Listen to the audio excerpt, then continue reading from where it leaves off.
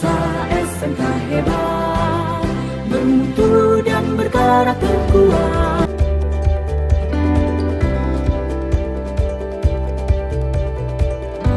Assalamualaikum warahmatullahi wabarakatuh. Selamat pagi dan salam sejahtera bagi kita sekalian. Yang terhormat adik-adik yang sedang mengikuti masa pengenalan lingkungan sekolah di SMK 1 PGRI Nganjuk. Sebelumnya salam kenal dari saya selaku Kepala BNN Kabupaten Nganjuk. Nama saya Bambang Subiarto. Ingin berbagi informasi tentang ancaman bahaya narkoba, khususnya yang mengancam bagi anak-anak terutama di usia-usia produktif ya. Karena adik-adik sekarang menginjak di sekolah tingkat lanjutan yang lebih tinggi lagi, ini ancamannya mungkin semakin complicated ya, semakin marak, dan saya harapkan orientasi pengetahuan tentang masalah narkoba di lingkungan sekitar sekolah ini benar-benar diperhatikan ya, benar-benar diimplementasikan nanti di lapangan agar jangan sampai menjadi budak ya, apa yang dibuat oleh para bandar, oleh para sindikat ya, karena sasaran mereka adalah anak-anak sekolah ya. Nah, sebagaimana ketahui Bapak Presiden ya sudah menyampaikan bahwa Indonesia ini benar-benar darurat narkoba ya. Jadi bukan hanya COVID atau Corona saja yang menjadi darurat ya, termasuk narkoba ini ancaman yang paling serius karena dianggap sebagai ancaman atau kejahatan lintas negara atau bisa disebut kejahatan extraordinary crime ya. Jadi kejahatannya memang benar-benar menyentuh atau menyerang bagi seluruh lapisan masyarakat ya, mulai dari pengusaha, mulai dari birokrat ya, termasuk khususnya anak-anak sekolah. Karena anak-anak sekolah yang diharapkan pada saat tahun 2040 ya, 2040 kita ini akan mendapatkan yang namanya bonus demografi. Bonus demografi tahun 2040 adik-adik adalah sebagai salah satu generasi emas, sebagai generasi produktif yang harus benar-benar dilindungi oleh negara ya. Di sini BNN sebagai leading sektor masalah penanganan masalah narkoba harus mengawal ya. Dengan cara apa?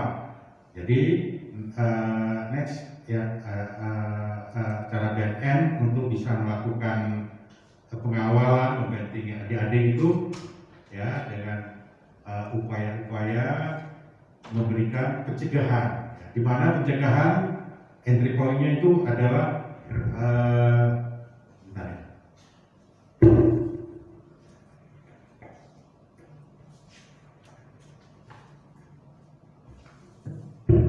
jadi entry point daripada pencegahan agar adik-adik setelah mendapatkan pengetahuan, diseminasi informasi dari kami ya, bisa nanti memahami ya, menyadari serta mengerti ya apa itu narkoba ya. Nah, jadi sebagai pengetahuan mendasar mungkin saya akan mengupas apa itu narkoba ya. Narkoba itu ada singkatannya ya. Adik-adik mungkin dengar ada istilah nafsa, ada istilah narkotika, ada istilah narkoba. Saya ambil yang paling familiar di telinga adik-adik adalah narkoba. Nar satu panjangannya adalah narkotika. Ke berikutnya adalah psikotropika. B berikutnya adalah bahan adiktif. Ya. Nafsa hampir sama. Narkotika, psikotropika, dan zat adiktif. Jadi bedanya ada di bahan sama di zat. Ya. Narkotika bagian daripada narkoba. Ya, nah itu ya sudah jelas ya, ada perbedaan di situ. Tugasnya BNN ada 3, ada 4 ya. Pertama, melakukan pencegahan, melakukan pemberantasan penyalahgunaan peredaran narkoba, serta melakukan rehabilitasi serta pemberdayaan masyarakat.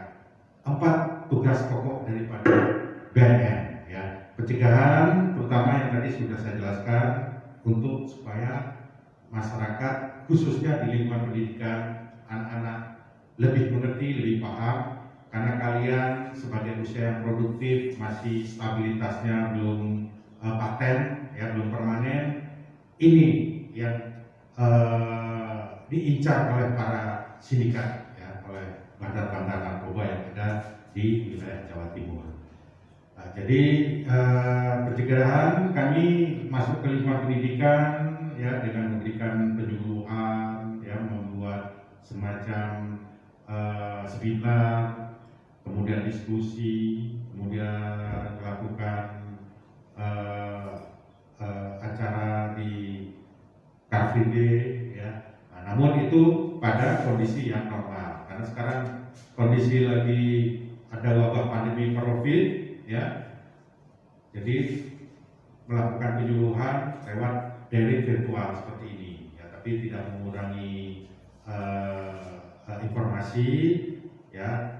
Mungkin saya ambil yang pokok-pokoknya saja. Kemudian dari pencegahan kita masuk ke pemberdayaan masyarakat. Jadi pemberdayaan masyarakat itu misalnya di wilayah Nganjuk ada zona merah yang, nah, makanya sama seperti COVID ya, ada zona hijau, zona kuning, zona merah. Kalau yang tertinggi kalau di BNN dalam menentukan suatu kawasan, zona merah itu adalah titik yang paling tertinggi ya, dengan ciri-ciri yang dianggap zona merah itu daerah kampung narkoba ya. Jadi kampung narkoba itu sudah dibentuk sedemikian oleh suatu warga secara kompak ya. Jadi kalau ada aparat untuk melakukan penggeledahan, penyelidikan, penyidikan, biasanya kampung ini kompak ya, tidak memberikan informasi, malah justru melakukan perlawanan. Kalau ada aparat masuk ke sana, pasti diteriaki maling. Untuk Jawa Timur, kampung narkoba yang pernah terjadi ya, selain di Jakarta itu ada namanya Kampung Ambon, tapi sudah dilakukan pemberdayaan oleh BNN, akhirnya diubah bukan Kampung Ambon lagi, tapi Kampung Permata Hati ya. Nah, untuk Jawa Timur yang dianggap rawan sebagai zona merah itu ada di wilayah Madura ya, terutama di kawasan kabupaten tertentu ya, ada 2 kabupaten, Bangkalan sama Sampang, dianggap sebagai zona yang sering melakukan pelanggaran penyalahgunaan dan peredaran gelap narkoba. Untuk di Kabupaten Nganjuk ada 3 kawasan ya, dianggap peta rawan ya, dan ini harus diketahui. Pertama ada di Kecamatan Nganjuk sendiri, kedua Kecamatan Kertosono, ketiga Kecamatan Gronggot ya. 3 ini sementara dijadikan titik perhatian kami untuk memberikan penyuluhan-penyuluhan dan melakukan semacam penyelidikan di daerah sana untuk di-mapping ya, dilakukan pemetaan. Selanjutnya kami punya tugas melakukan rehabilitasi utamanya untuk bagi para korban ya. Korban itu biasanya punya kriteria, dia merasa dijebak, dia merasa diperdaya, dia merasa dikelabui ya, terus menganggap narkoba itu adalah bagian daripada style hidup. Dengan catatan dia bukan sosok orang yang menjadi kurir, bukan sebagai bandar, bisa atau sindikat, bukan bagian daripada jaringan. Ini berhak untuk dilakukan rehabilitasi. Ya, saya harapkan adik-adik kalau ada sanak keluarga atau teman yang terkena, jangan segan-segan laporkan ke BNN, karena semua kegiatan BNN untuk melakukan tugas kewenangannya adalah ke arah humanis ya. Masa depan terutama yang kena korban ini harus tetap diselamatkan ya. BNN dengan rehabilitasi ada 2 program, rehabilitasi rawat maupun inap. Sedangkan di Kabupaten Nganjuk, program yang kami gencarkan adalah rawat jalan. Ini gratis, ya, ini perlu diketahui. Jangan ada pembiaran virus di salah satu kelas atau ada di salah satu lingkungan keluarga. Kalau ada pembiaran, lama-lama virus ini akan mempengaruhi teman-teman sekitarnya. Ya.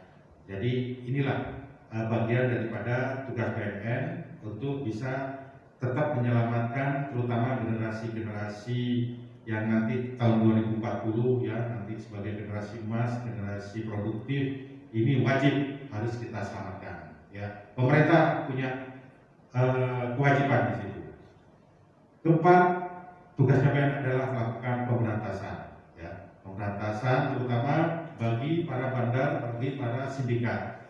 Dan ini pun harus dilakukan suatu upaya untuk memberikan shock terapi untuk menekan peredaran narkoba itu sendiri.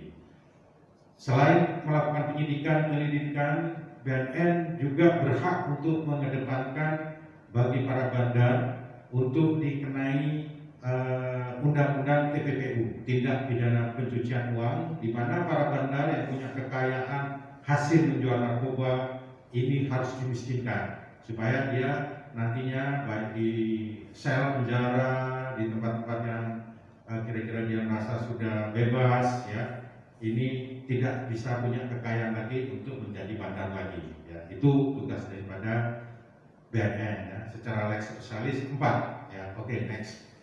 Kemudian strategi-strategi BNN, ya, ada yang namanya istilah P4GN, ya, pencegahan, pemberantasan, penyalahgunaan, pemberantasan narkoba ini. Dan prekursor, ya, kalau prekursor ini adalah bahan-bahan baku yang dijual di toko-toko farmasi. Ini wajib kita monitor, ya, baik jumlahnya, siapa yang beli, siapa yang mendistribusikan, bekerja sama dengan dinas kesehatan, bekerja sama dengan BPOM. Peredaran bahan baku ini harus layak untuk dilakukan pemantauan. Ya, oke, next. Tadi sudah saya sindir istilah narkoba, ya. Jadi narkoba ini singkatan narkotika, psikotropika, dan bahan adiktif. Oke, next. Di mana istilah narkoba ini sebetulnya mempengaruhi susunan saraf otak, nggak ada bagusnya, nggak ada baiknya, ya, bagi seluruh organ tubuh. Kalau untuk anak didik yang menjadi ancaman, ya, terutama di bagian susunan saraf otak. Ya. Susunan saraf otak inilah yang pertama kali akan diserang oleh zat-zat kimia maupun zat-zat alamiah. Ya. Dengan narkotika ini akan mempengaruhi daya tahan pikir, daya ingat, konsentrasi, serta perasaan dan perilaku orang ini akan berubah dari yang tadinya normal itu akan berubah emosionalnya, ya, gangguan kesadarannya, kemudian lama-lama akan menjadi adiksi atau istilahnya ketergantungan atau juga ketagihan. Di lingkungan anak didik, narkoba yang banyak menyerang terutama adalah pemakaian rokok, ya, dengan tembakau yang mengandung zat nikotin di situ. Ini cenderung sangat sangat digemari, ya, oleh anak-anak muda, ya, karena dianggap dengan 10.000 sudah dapat berapa batang, ya. Ya, saya harapkan pemakaian rokok mulai secara dini begitu masuk SMK 1, ya, tolong hindari, ya, karena kalau sudah mencoba merokok, disitulah celah pintu gerbang untuk mencari sensasi, mencari petualangan, mencoba-coba pakai narkoba yang lain, ya, bisa saja dari daun ganja, biji ganja, ranting ganja, ya, untuk dioplos dengan rokok. Apalagi sekarang rokok sudah ada yang namanya rokok tembakau gorila, sunggokong, kingkong, hanuman, ya, Antareja Ganesha. Ini juga salah satu ancaman di lingkungan sekolah, karena dianggapnya anak-anak sekolah ini diindikasikan hampir 60% adalah ahli hisab. Ya. Jadi ahli hisab ini sekarang sudah dilakukan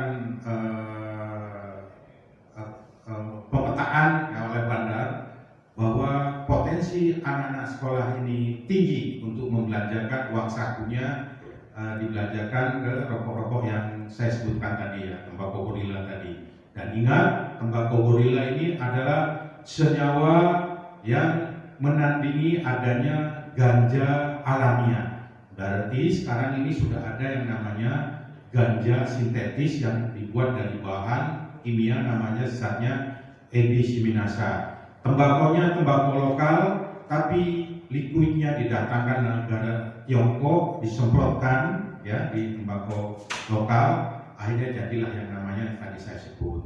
Dan ingat juga selain tembakau gorila ternyata ada KW super ya, itu wujudnya tembakau juga yang dilinting, namun liquidnya, cairannya memakai semacam cairan semprot Baygon. Nah, makanya muncullah namanya merek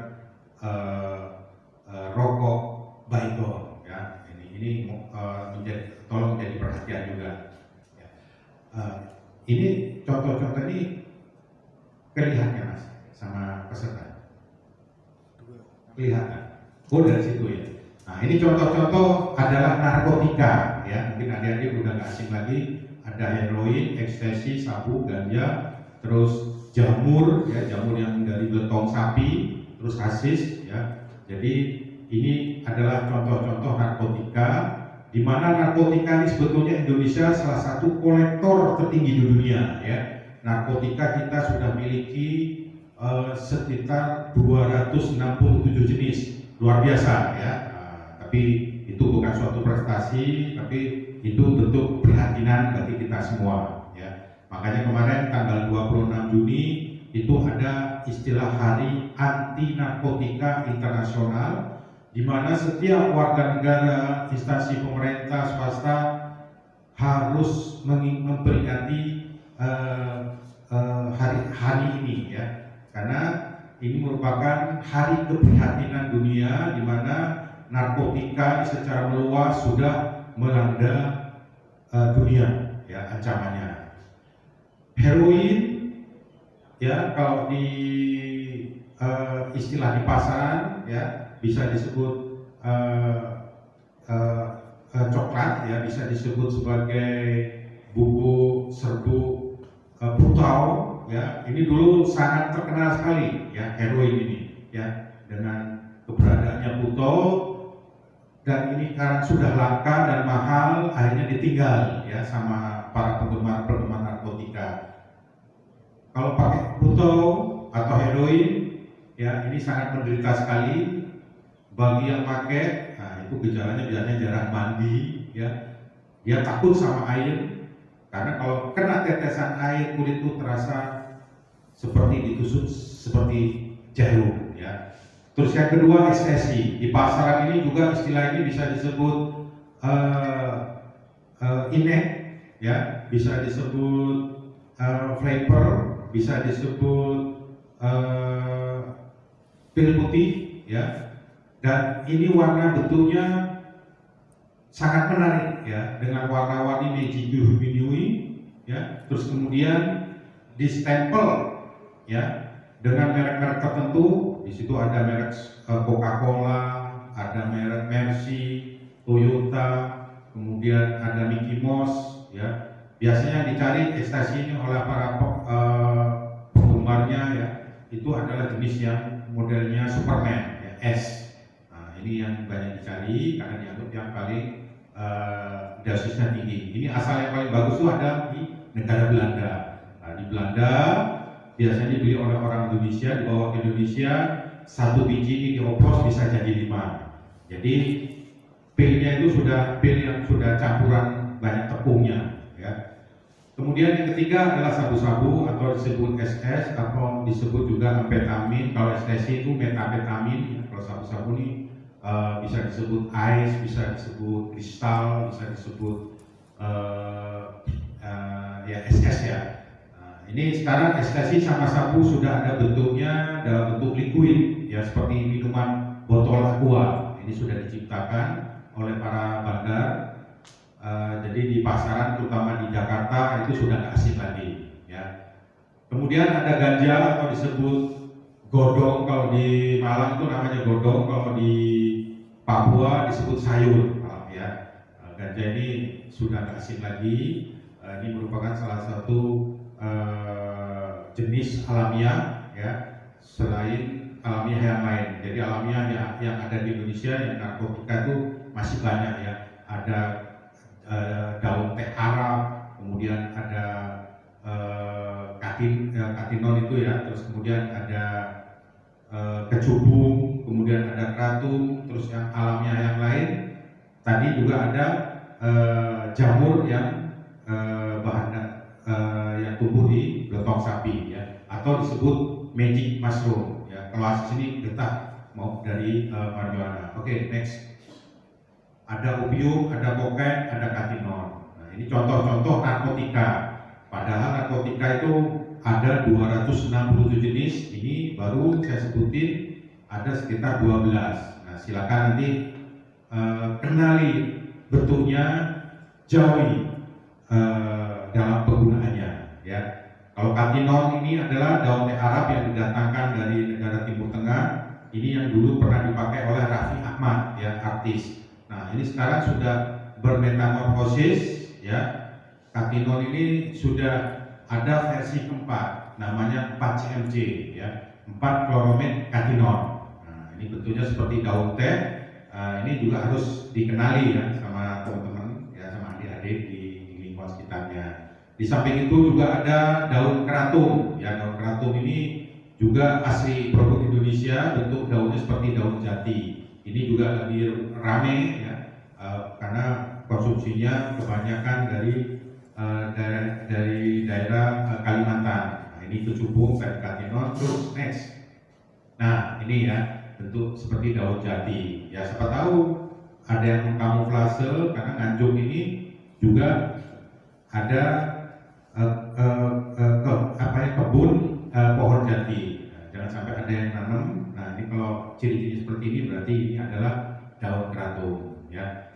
Kalau Nganjuk ini dengan pusat jajanan atau makanan nasi pecel, tapi tidak menutup kemungkinan jenis alamiah yang dihasilkan dari belotong sapi, magic mushroom atau jamur, itu juga bisa diolah seperti bumbu pecel ya. Nah, ini perlu diwaspadai. Oke, next. Ini 267 jenis narkotika ya. Bisa dicek di Google. Oke, next.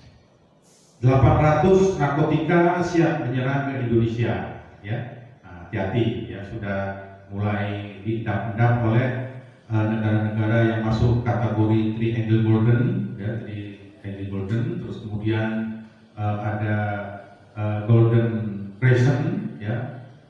Golden Crescent ini biasanya dari negara-negara Timur Tengah ya, Afghanistan, Pakistan, Iran. Nah, ini juga yang sering memasuk narkotika opium ya, masuk ke Indonesia. Terus kemudian ada lagi Golden Bibu. Nah, Golden Bibu itu jaringan internasional dari wilayah Amerika dan Amerika Latin ya. Untuk jaringan nasional khususnya di Jawa Timur ini berada di daerah Madura. Nah, di Madura sekarang lagi dikejar-kejarkan operasi untuk bisa menangkal penyebarannya ke wilayah Nganjuk juga. Oke, next. Narkotika dibagi 3 golongan. Ya, boleh pakai narkotika selama untuk dunia medis, misalnya ibu-ibu ingin melahirkan, dia harus ditolong untuk mengurangi rasa nyerinya. Ya, termasuk juga tentara kena tembak. Ya, pada saat perang di hutan kena tembak, di gurun pasir kena tembak. Nah, untuk menghilangkan rasa sakit bisa dengan memakai jenis narkotika tertentu, contoh seperti morfin ya, disuntikan. Kemudian golongan ini dibagi 3 ya. Golongan 1 itu yang paling keras, golongan 2 yang semi, golongan 3 ini yang sangat soft ya. rendah untuk ketergantungannya. Dan ini menentukan ancaman hukuman, ya. Golongan 1 ini paling keras, minimal kalau ketangkap 4 tahun, ya. Kalau golongan 2 minimal 2 tahun, golongan 3 minimal 1 tahun. Nah, itu untuk menentukan ancaman hukumannya, ya. Oke, next. Mohon maaf, tadi narkotika bisa dipakai untuk dunia medis, ya. Satu, kedua, untuk dipakai pengembangan ilmu pengetahuan, ya. Seperti SMK ini bisa saja untuk mengembangkan tumbuhan supaya cepat tumbuh secara subur, bisa dimanfaatkan zat-zat kimia tertentu, ya, yang mengandung narkotika. Nah, ini untuk pengembangan pengetahuan dengan catatan harus izin, ya, ke BPOM, ke dinas kesehatan, ya, ke kepolisian, bahwa saya ingin mengembangkan produk daripada tanaman tertentu, ya, dalam rangka riset, ya. Oke, next. Ini contoh tadi, ya, yang ahli-ahli hisap sekarang muncul yang namanya tembakau cap gorila, ya. Biasanya masuk likuidnya ke rokok-rokok elektrik maupun ke rokok kaum sosialita. Nah, kaum sosial itu biasanya memakai rokok yang model kayak lampu Aladin yang pakai selang, yang namanya sisa, ya. Rokok ala Turki namanya. Oke, next. Nah, ini Flaka, salah satu narkotika dari Amerika, ya. Nah, jadi Flaka ini kalau bahasa Spanyolnya itu gadis yang cantik, ya. Nah, ini termasuk bahan kimia MDPV, dan ini harganya cukup murah, ya, dengan $3 di Amerika. Dan rupanya orang Indonesia nyoba pakai Flaka, tapi rupanya daya tahan fisiknya belum kuat, ya, karena begitu pakai Flaka rata-rata orang Indonesia keluar muncrat darah dari mata, telinga, hidung, ya. Jadi belum kuat. Namun sekarang Indonesia punya tandingannya, ya, yang namanya pil PCC, ya, paracetamol, kafein, arisprodol, namanya PCC. Ini pernah kejadian di lingkungan anak sekolah di Kendari, Sulawesi Tenggara. 40 anak meninggal gara-gara menggunakan pil PCC, ya. Ini sebagai pengalaman, ya, dan jangan diulangi di daerah-daerah lain. Dan ini sudah banyak memakan korban. Gaya sifat manusianya berperilaku seperti zombie itu, ya, memakai Flaka maupun pakai PCC. Oke, next. Ini contoh daripada katinon yang pernah dipakai oleh Raffi Ahmad, ya. Kalau di film rokok elektrik bisa disebut sebagai produk Blue Sapphire, ya. Kalau yang Snow White adalah minuman yang dihasilkan dari liquid katinon. Ini juga dipakai ke rokok-rokok elektrik dan minuman-minuman yang lain, ya. Oke, next. Ini contoh konkret sabu dan ekstasi seperti minuman aqua. Nah, ini pernah diungkap oleh BNN di salah satu diskotik MG, ya. Nah, ini sangat memprihatinkan bagi kita, ya. Ternyata bandar setiap saat selalu bermetamorfosis, ya, selalu bertransformasi menciptakan produk-produk yang terbaru, ya. Oke, next. Ini salah satu snack food, ya, untuk oleh-oleh yang bahan bakunya dari jamur beletong sapi, ya, atau magic mushroom. Ini ada di Jawa Barat, ya. Ini sudah diberangus oleh aparat hukum, sudah dilarang, ya. Oke, next.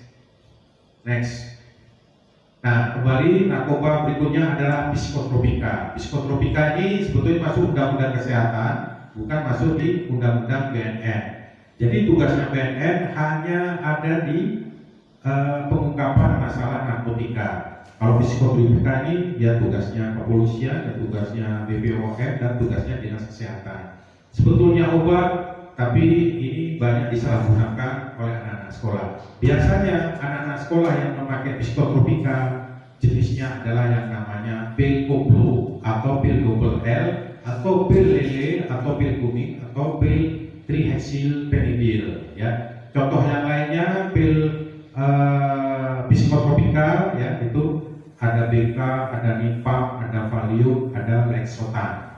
ini sebetulnya obat-obat penenang yang biasanya untuk menahan rasa nyeri. Boleh dipakai dengan catatan harus pakai resep dokter. Yang salah memakai itu pasti akan berurusan sama aparat penegak hukum, karena belinya tanpa resep dokter, belinya bukan di apotek tapi beli sama orang-orang yang nggak jelas ya. Begitu kena anak-anak sekolah biasanya kena itu adalah susunan saraf otak ya. Saraf otak kena akan terjadi penurunan daya pikir sama kepintarannya. Yang kedua adalah organ tubuh di bagian ginjal atau liver. Oke, next.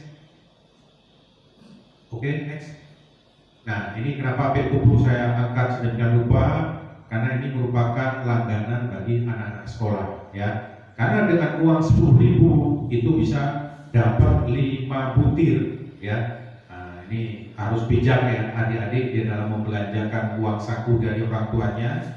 Jangan sampai salah beli, diiming-imingin oleh bandar bahwa kalau sudah pakai pil Karmopen, BCC atau pil Koplo atau pil double L, dianggapnya bisa bikin otak itu pintar, bisa tambah cepat nangkap pelajaran. Salah ya, itu malah akan membongkokkan atau otak kita menjadi error ya. Kedua, diiming-imingi kalau pakai pil double L ini kalian akan terselesaikan masalah akibat putus pacar ya. Itu salah satu alasan daripada bandar ya, untuk punya daya tarik gitu ya. Ketiga, supaya menghilangkan 1001 masalah pakai ini ya, kan kita adik-adik ini kan masih masa-masanya masih stabilitas ya, jadi mudah dipengaruhi oleh para bandar ya. Jadi jangan sekali-sekali kalau ada yang menyodorkan secara gratis, tolak mentah-mentah ya. Kalau perlu segera laporkan ya, catat siapa yang ngasih. Oke, next. Contoh terakhir adalah berikutnya, bahan adiktif. Nah, bahan adiktif kalau di lingkungan sekolah itu yang paling banyak ya rokok itu tadi ya, dengan zat nikotinnya, miras, tuak ya, kopi, yang minum kopi itu boleh ya, tapi jangan banyak-banyak, cukup secangkir, pagi sekali, sore sekali. Kalau malam hindari ya, jangan dipaksakan untuk kita selalu melek ya, selalu begadang.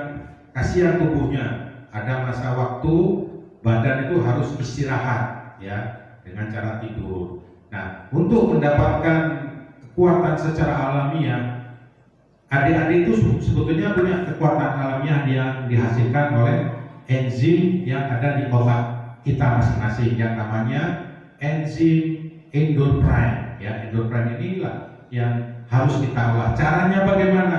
Tidur harus cukup ya, 8 jam ya. Jangan jadikan malam jadi siang, siang jadi malam ya. Apalagi masuk ke geng-geng motor ya, suka begadang. Nah, ini hindari. Kedua, lakukan olahraga ya, ambil kegiatan-kegiatan positif ya, termasuk nambah les ya, nambah wawasan belajarnya, ikut olahraga pencak silat, aerobik ya. Nah, itu manfaatkan, itu adalah salah satu solusi untuk badan kita tetap bugar. Kelihatan ya ciri-ciri fisik anak-anak itu yang nggak pernah tidur cukup, olahraga kurang, mungkin sering pakai narkoba. Ciri-ciri fisiknya biasanya rambutnya nggak pernah sisiran, bajunya nggak pernah disetrika, kemudian matanya merah, ngantukan ya. Terus kemudian gampang tersinggung, mudah emosional ya. Jadi itu ciri-ciri fisiknya. Terus tangan banyak yang kena beset silet ya, ini salah satu ciri-ciri juga. Terus contoh bahan adiktif lainnya ya, suka ngirup lem ya, ngirup lem ya, Aika Aibon, Fox, Raja Wali, lem Raja Wali, stick ya, stick yang dipakai dihirup-hirup, tape ya, thinner, bensin, spidol ya, pulpen yang aromanya wangi ya, hindari. Ini rokok video vape, ini juga tolong hindari, karena negara-negara Korea, Jepang, Amerika ini sama Cina sudah melarang ya pemakaian rokok elektrik, karena dianggap nanti akan memunculkan penyakit kanker ya pada tenggorokan pernafasan maupun di paru-paru. Oke, next. Ya, minuman keras. Oke, next. Efek narkoba itu ada 3, ya. Orang bisa menjadi stimulan itu aktif pokoknya ya, berani ya, senggol dikit bacot ya. Nah, jadi ini meningkatkan kegairahan dan kesadaran orang ya. Biasa kemarin tuh kayak pilot ditangkap ya karena jam terbangnya tinggi dan dia ingin selalu bugar ya. Nah, ini artis-artis banyak yang pakai ya. Kemudian halusinogen ya, ingin berhayal ya. Ini juga banyak digunakan oleh artis untuk menciptakan lagu berhayal, lagu-lagu lirik-lirik yang indah. Nah, biasanya memakai jenis-jenis tertentu kayak ganja misalnya. Terus depression ya, pinginnya tenang hidupnya, pinginnya tidur ya, kadang bisa gangguin ya. Nah, ini salah satu efek daripada narkoba. Oke, next. Nah, ini organ tubuh semuanya nanti kena ya, karena kalau kita konsumsi itu semua adalah racun bagi organ tubuh kita ya. Kalau untuk pelajar yang kena pertama kali itu adalah susunan saraf otak ya. Saya harapkan nanti ada muatan lokal ya, konten lokal bagi guru-guru biologi ya. Selipkanlah pelajaran tentang organ tubuh yang nanti akan kena pemakaian zat kimia. Tunjukkan ini loh otak kalian akan kena ya, ginjal ini akan kena. 5% saja dari pelajaran biologi sampaikan ke anak-anak didik. Mungkin itu salah satu info tambahan. Oke, next.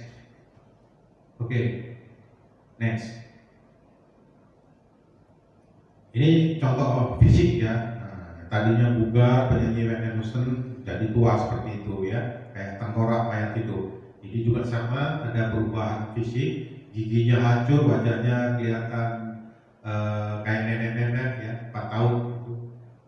Ini artis-artis yang terkena narkoba ya, ada Faris RM ya, ada Tesi ya. Oke, next. Ada penyanyi Elo, Jennifer Don ya, ini sudah 5 kali ditangkap ya, tapi tetap masih menjalankan bisnis narkobanya ya, sampai sekarang udah masuk di lapas. Ya, saya rasa itu dari saya pengenalan masalah narkoba. Nah, ini contoh kondisi penjara ya. Itu kalau sudah ditangkap ada di sel kayak ikan sarden ya. Nah, tidak nyaman hidup kita ya. Apalagi COVID seperti ini, itu akan mudah masuknya ya. Oke, next. Nah, ini contoh otak yang tidak terkena narkoba itu warna kuning ya, bening. Kalau sudah pakai marijuana, pakai sabu, pakai ekstasi, otaknya itu tadinya kuning bening, tidak berongga-rongga, akhirnya seperti bola dunia ya, globe ya. Nah, itu aja contoh-contoh tambahan dari saya. Kurang lebihnya saya mohon maaf. Saya akhiri. Wassalamualaikum warahmatullahi wabarakatuh. Bila ada tanya jawab tolong di WA saja ya. Oke. Ya, saya akhiri.